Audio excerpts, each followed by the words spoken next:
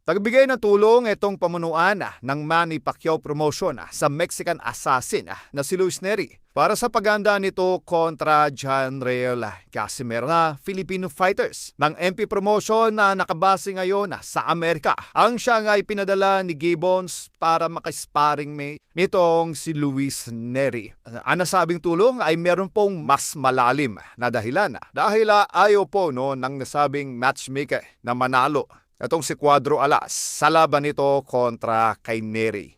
Gagawin po lahat ng pamunuan ng Manny Pacquiao promotion upang matalo lamang itong si Casimero sa paparating na laban nito ngayong Abril. Umusta kung nasabing matchmaker pabor kay Luis Neri.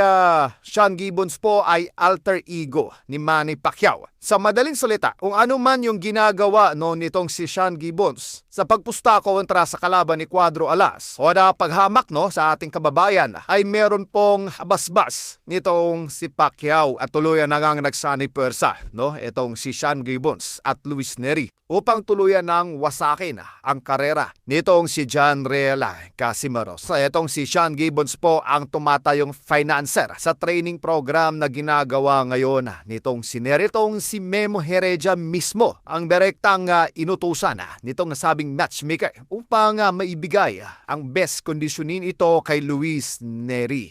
Nababalita na malaki po kasi yung pusta itong nasabing matchmaker na manalo itong si Luis Neri kontra Casimero. At maliban pa dito yung tatlong judges na tatayo sa nasabing laban itong si Casimero at Luis Neri, contact din ng nasabing matchmaker. Sa madaling salita ay knockout lamang ang magiging tsansa nitong si Cuadro Alas upang manalo kontra sa nasabing Mexican assassin.